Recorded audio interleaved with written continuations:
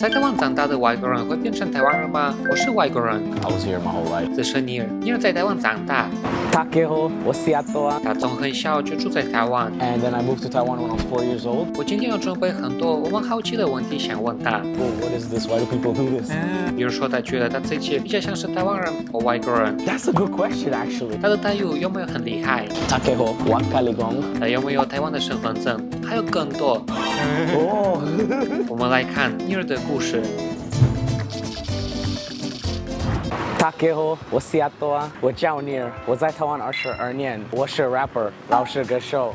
好 ，Let's go. And first, I want to ask you, can you simply share your story? Yeah, sure. So I was born in Israel, and then I moved to Taiwan when I was 4 years old. Yes, in 1997. And then at 7 years old, I moved to Hong Kong. And then at 9 years old, I went back to Israel. And then at 11, I came back to Taiwan, and I've been here ever since. So, how long have you been here in Taiwan so far? Total, I've been in Taiwan 22 years. 22? Yes, 22 years.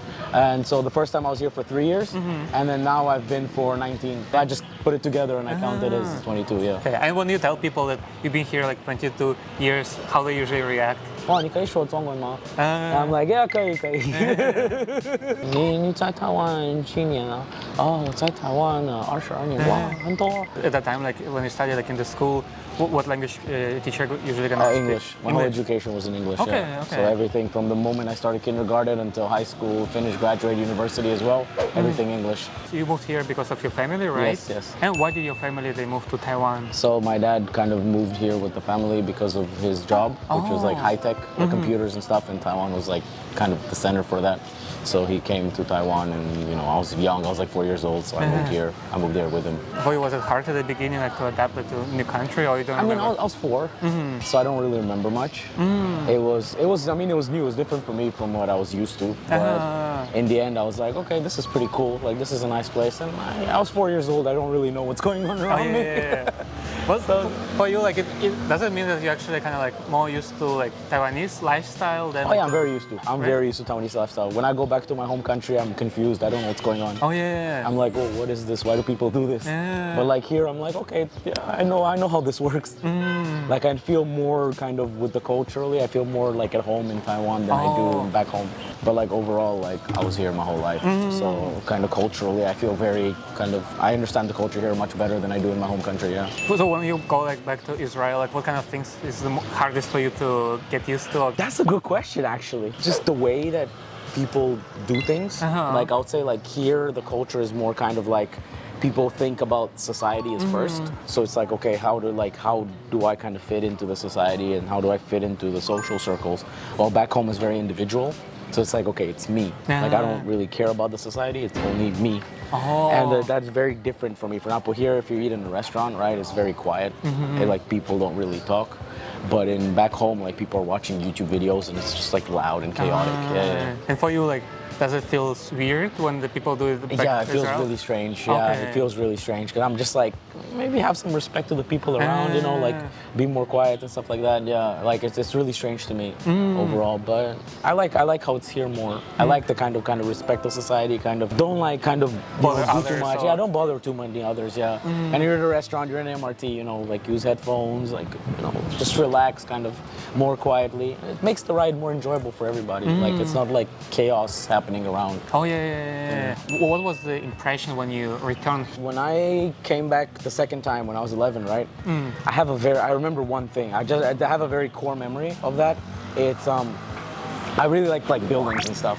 And it was just when the 101 was getting built. So I still remember kind of driving from Taoyuan Airport to Taipei and seeing the 101 getting built. It was almost done. I would say it was probably the last few cranes were on there. But just seeing that, it was really, for me, it was oh, that's pretty cool. I was seeing the 101 being built, it was pretty coal. Well, this is cool that you could see how the process of the cranes. It was just towards the end when the cranes were already. The building was basically built. I think it was maybe it was gonna open 1 or 2 months after I arrived, but those still some cranes. I was oh, this is cool, because I was really into buildings. It's pretty interesting to see. Yeah. Okay, this is nice. As a child, did you speak a Chinese language or not? So I went, because I went to international school, everything, my environment around me, everybody around me spoke English. So I didn't really need to learn Chinese. But I knew kind of the basic Chinese, like how to order food, that kind of stuff, like the really super basic Chinese. And then as I got older, also my university, even though it was like a local university, like Mingchuan, I still studied in English. So I needed to use English, and every time I try to talk to people, they answer me in English. Because people here want to practice their English. Oh, yeah. You know, I want to practice my Chinese, they want to practice their English. So they still answer me in English. So I was like, okay, like, you know, how can I kind of adapt to it? So I started, you know, kind of researching for myself and more like teaching myself Chinese more. So right now, I can speak Chinese. I can understand it if it's being spoken. Like if there's two people having a conversation, I can understand it completely.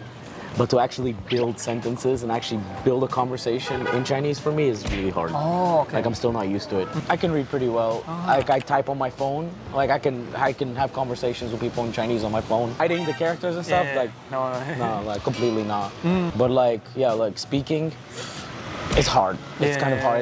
It's hard to speak. 像你小时候，如果有一台翻译机，就可以更轻松的在台湾生活，要跟别人聊天或是问路等等，都很需要这种功能。iFlytek 翻译机就可以很方便让你跟对方沟通，所以你就不用担心下次出国的时候都没办法跟在地人讲话。还有 iFlytek 讯飞智能录音笔，能够录音转文字，非常适合进行各档笔记、会议机、要等记录机工作。很多世界级的赛事比赛都会用这个产品的语言技术，像最近的布达佩斯世界电竞将来比赛的记者们用讯飞智能录音笔进行录音，快速出稿。这种比赛是有很多来自不同的国家的人，所以他们在那边沟通也都非常需要用 iFlytek 的翻译机。我很期待他们的一款产品，和讯飞的字典笔，就是透过扫描后语言的方式，你就可以轻松获取单词和句子的翻译，用来学英文也非常方便。这么大的比赛的人都在用 iFlytek 的话，我们也是可以很放心的使用 iFlytek 的产品。最近大家都开始出国玩，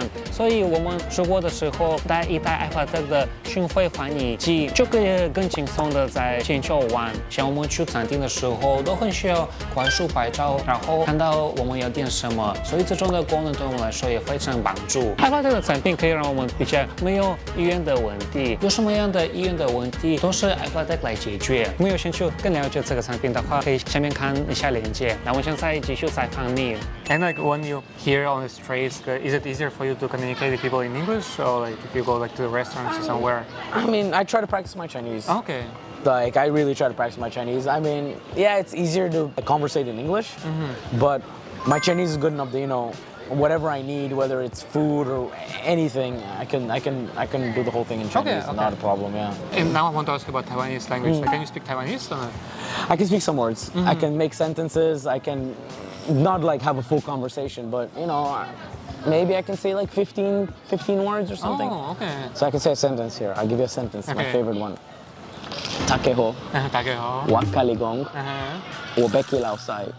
What does it mean? It means, hello everyone, I have to say, I have to take a diarrhea. Oh.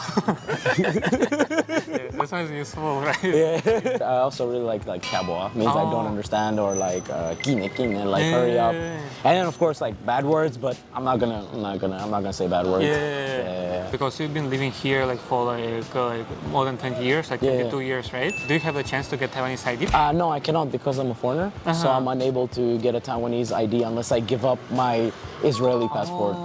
So basically how it works is if one of your parents is Taiwanese, then you're able to have a dual citizenship. Okay. So you can keep your original passport plus you can get a Taiwanese passport. But if none of your parents have a Taiwan passport, then you have to give up your original passport. You then have to apply for a passport here. And there's a chance that, you know, if you get rejected and then you try to reapply for your original passport, you'll get rejected for that too, then you have no passport. Oh, yeah. So it's a risk. I mean, I understand why it's done, but it's a risk. I mean, I really would love to get a Taiwanese passport. Like, I mean, this is my home. Like, I've been here my whole life. And, you know, I really would love to have a Taiwanese passport. I feel like for the rest of my life, I want to live here. Like, But it's hard, right? Yeah, but, you know, they tell me you can get a Taiwan passport, but you have to go to the army. Tomorrow, I'm in the army. 1 year army is not bad. It's okay. Yeah. When you were a kid, like in Taiwan, like was there like any like difficulties or challenges for you or not? So when I was really young, no, not really, because I was too young to remember anything. But I would say kind of the biggest challenges was basically people would like stare at me. And I mean, I got used to it after a while. And now I stare at other foreigners when I see them. It's pretty entertaining. Because I'm like, oh, there's more. Oh.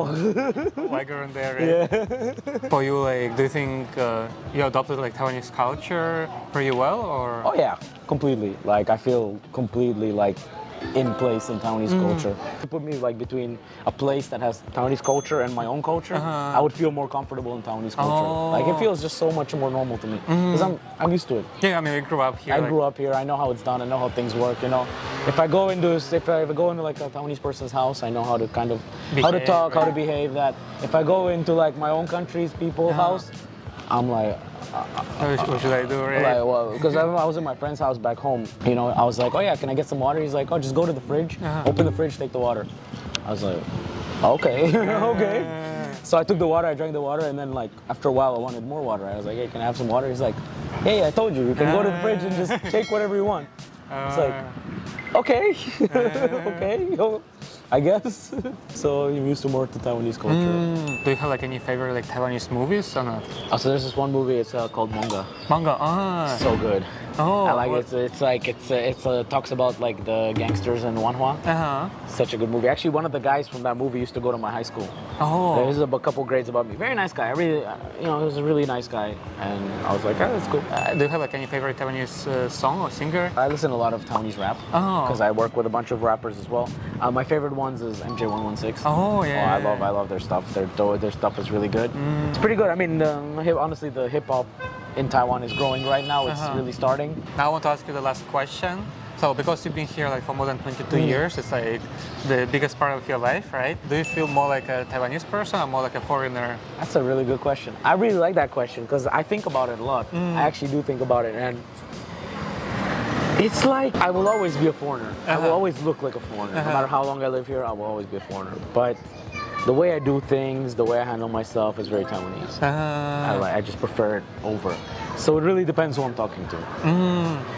With other foreigners, I'm a foreigner. When I talk to Taiwanese people, a lot of them tell me, oh, you've been here for so long, you can speak Chinese and stuff. Okay, you're Taiwanese. So it really depends on person to person, honestly. But for me, I don't mind. People want to call me foreigner, okay. People want to call me Taiwanese, okay. Like I'm okay with both. Like Right. In the end of the day, I'm always going to be a foreigner. I'm always going to be an Adoa here in Taiwan. I live with it. It doesn't bother me. I accept it. So yeah, that's it for today's interview. Oh, thank you. Thank you so much for sharing. And now let's say bye-bye together, okay? Okay. Bye-bye. Bye-bye.